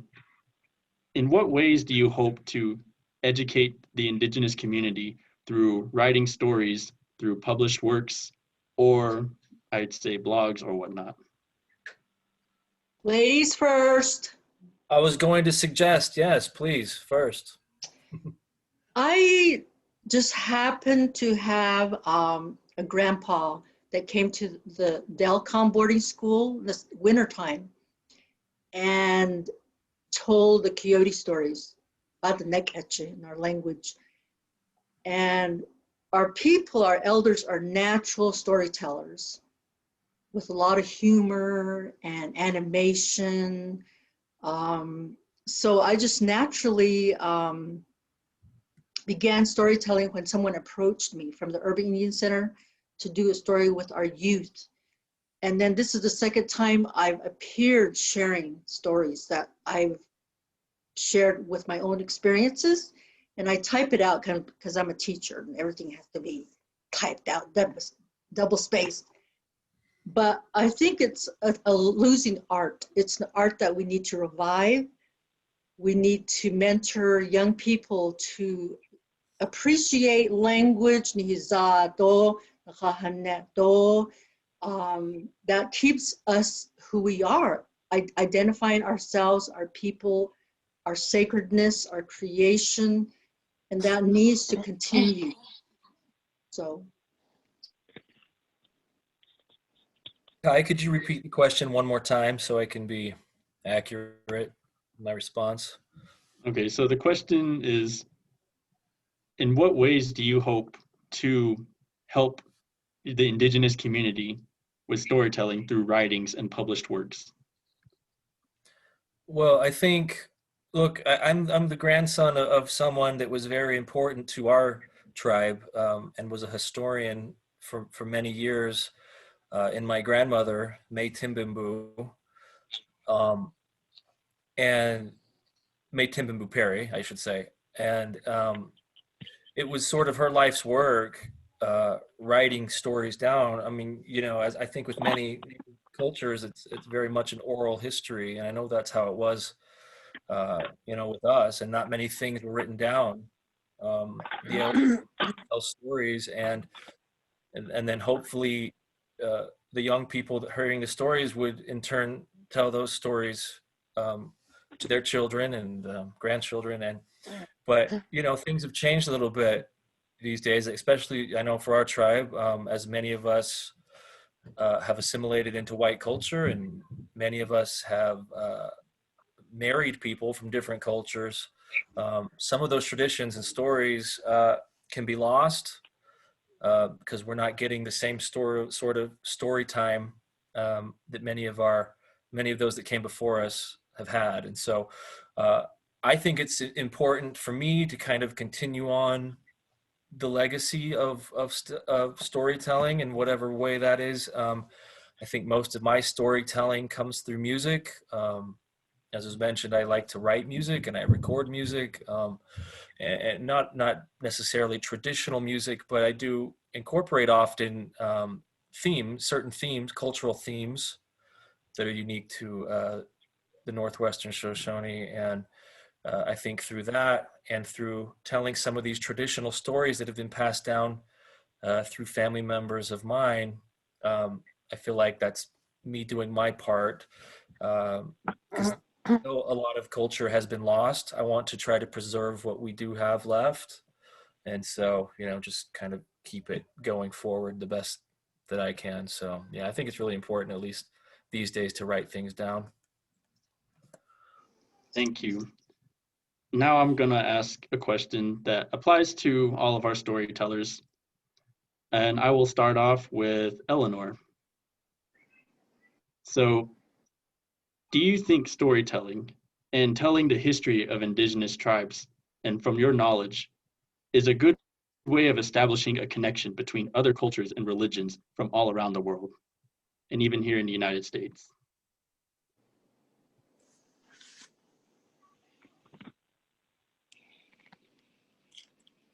Okay. I think it's really important that you tell your legend stories, you know, to keep the children, you know, the children are the ones that you have to tell these stories to. And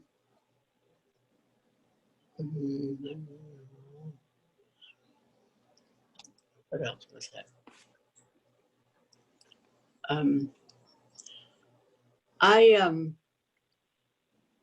I tell stories, you know, to children, and I go to schools, and because I think it's really important that you keep your stories and your heritage and your what you believe.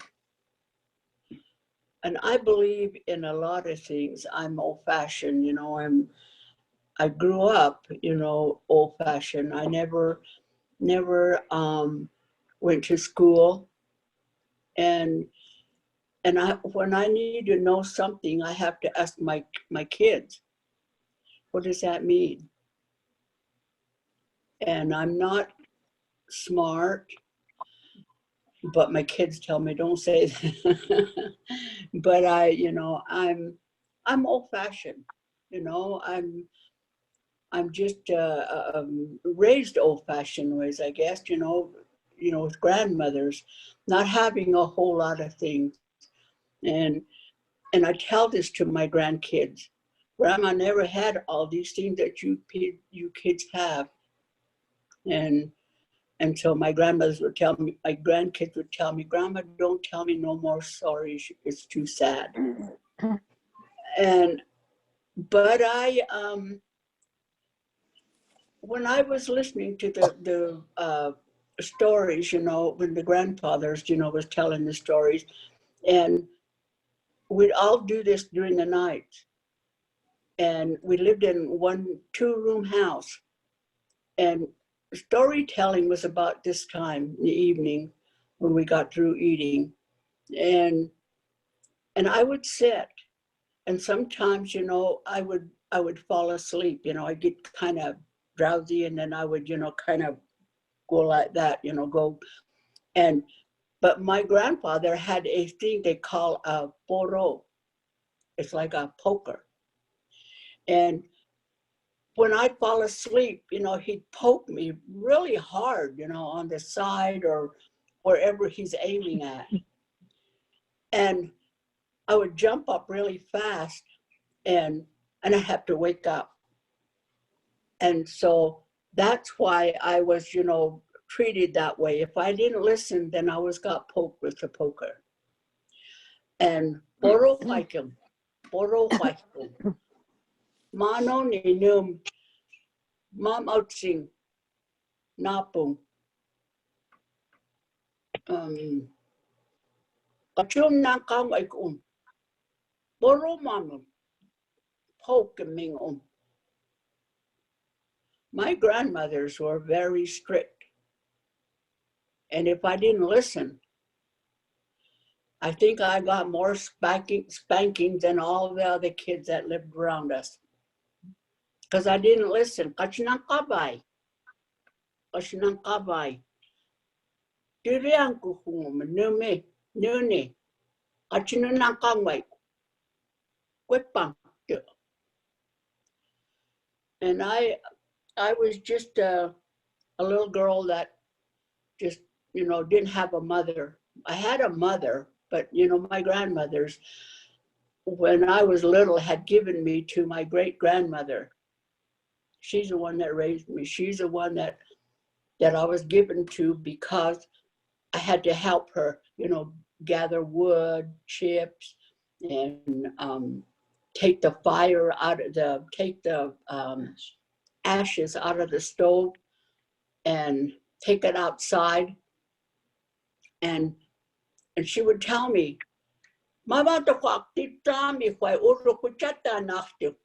so we had an outside toilet. And so when I would take the ashes out, I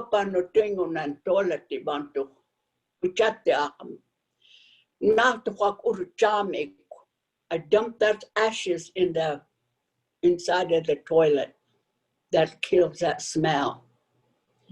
And see, that's how I was raised. I had to do what they told me to do. And nunguan pakar, ngoroy nungunakar. Utihang pungoroy nunguan pakar. Kumanong nuni ngoroy kachan kanungan nunguan pakang uch. He's a go-shoot. And so he speaks English. That's where my children don't speak Indian, Paiute, or Go-shoot, because we never spoke to them. We always spoke English, me and my little husband together. And so that's why none of my kids speak Indian, Paiute, or whatever. They don't. So, but yeah, now what was the other question? Oh, okay. That's good for me. Masampanayba. Bunyan uros ayngumpa. Usampanayba. Thank you very much. I'll ask one last question as we are basically out of time, but I'd like to ask Antonia a question that will wrap up the Q&A. Okay. So my question for Antonia is, how has the society in our current day influenced your storytelling and your history telling of the Arapaho tribe? When I was younger, my grandpa was our storyteller, and it was rare when I could hear him tell a story. So I always regretted not being able to have that all the time.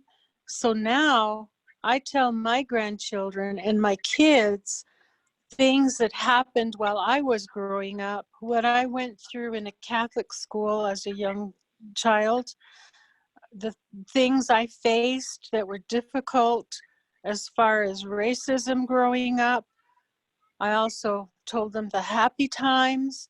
I told them about times when I was on the reservation. So that influenced me. And every now and then, my kids will repeat a story that I told them. They're all grown up. All of them are all grown up adults. And so now and then I think, oh, I'm so happy they were listening. So that's how it's influenced me. And if I'm ever around other people and they want to know something about my tribe, I try to tell them a little story. And I have a story when I was 5 years old, riding the bus home from the Catholic school on the reservation. And before we had left, I asked the nun if I could please use the restroom, and she would not allow me to go. She said, no, you're going to be home in an hour. And so I was just a little child. I was 5 years old, and I'll always remember that. And she slapped my hands with a ruler because I kept asking, and that stuck with me all my life. And then when I got off the bus, as soon as I stepped off the bus to walk home through we had to walk a little way because we were out in the fields. And as soon as myself and my aunts and uncles stepped off the bus, I could not hold it in any longer. And that was so traumatic for me. And I'll always remember that. Now I look at it and laugh. My kids laugh about it. So the influence I had growing up helps me to tell them stories. So that's my answer. Thank you very much, Antonia. And thank you all, storytellers, history tellers, leaders, and tribal elders. You are all very important, and we appreciate the knowledge and the history, and this is an experience we treasure very much. A quick shout out from one of the people to Larry Cesspooch. They wish you a very good recovery from your illness. And a good shout out to, well, the song was amazing. Can I sing another song before we leave? Of course. Just really, this is a story about a bird that's saying to my grandchild, it's time to wake up, dawn has come. Okay? Ana ana apa ye ye, ana ana apa ye, ana ana apa ye ya ya ya. Nalay hayilka ayashtot is ane lady dash to six ana ana apa ye ana ana apa ye ya ya ya ana ana apa ye ana ana apa ye ana ana apa ye ya ya ya yeah. Oh, yeah. Thank you all. Have a beautiful night.